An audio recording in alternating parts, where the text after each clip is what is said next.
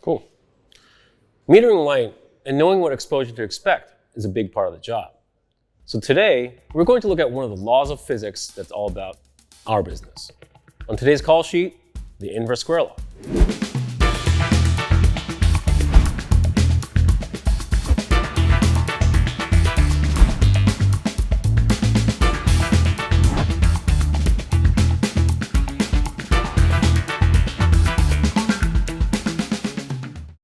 The inverse square law states that the intensity equals 1 over a distance unit squared. It calculates how much light falls on a specific spot at any given distance from a starting measurement position, right? So let's say our distance is about 3 feet, right? If we measure our intensity, we get 40-foot candles. Now, if we double that distance to about 6 feet, our intensity would drop about 1/2 squared. In other words, doubling the distance gives about 1/4 of the intensity, or in this case, 10-foot candles. It works every time. Well, almost.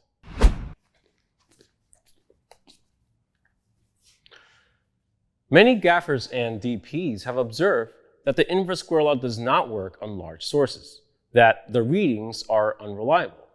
And to a certain extent, they are right. But the discrepancy lies in the omission of a key element, which we will explore today. Light travels in all directions from this light bulb. Obvious enough. To make it directional, we either redirect the light to one path, or in this case, we block all the light except for a single side.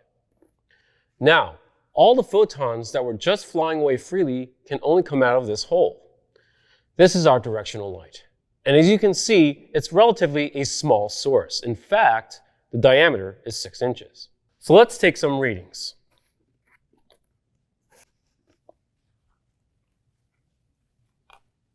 At 2 inches, I get 300-foot candles.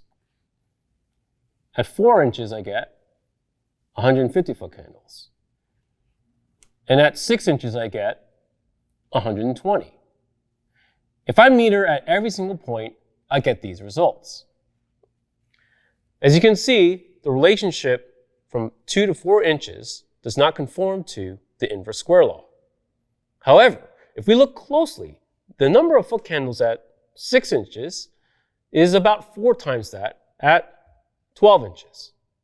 And at 24 inches, it's 16 times greater, and so on. What's going on?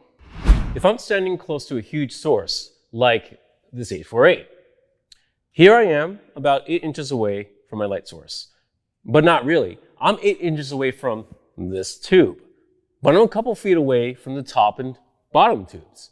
So few photons from there are hitting me. Thus, the intensity is less from those parts of the light. But as I back away, I diminish the difference between the closest point in the middle and the furthest points on the edge.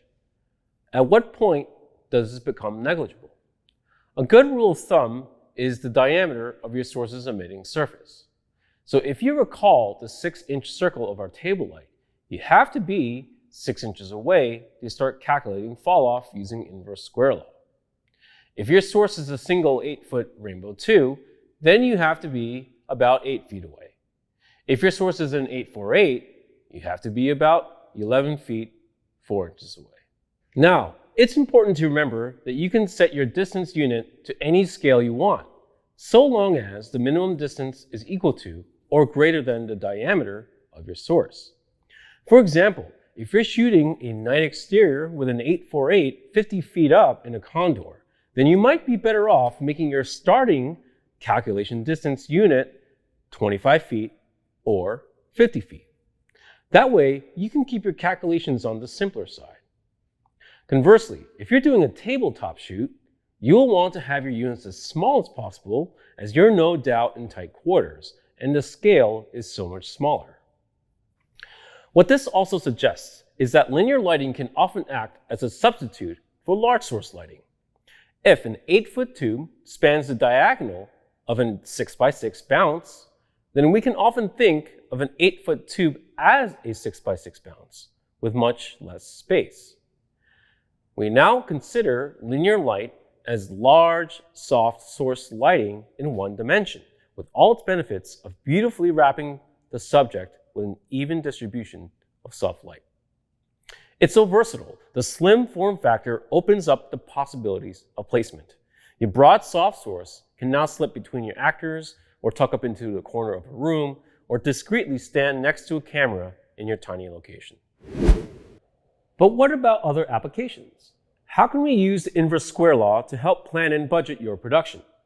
Well, knowing exactly how many foot candles will fall in any given region of your set before you've even stepped on stage could be really useful in planning your rig, choosing your fixtures, and knowing what exposure leeway you'll have.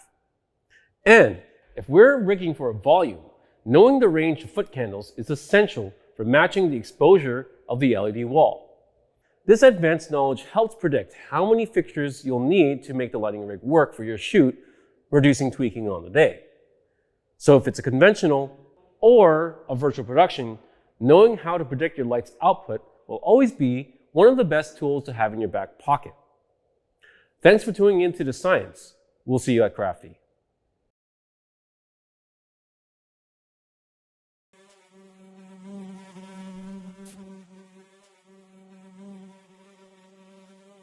Remember that you're happy to be here.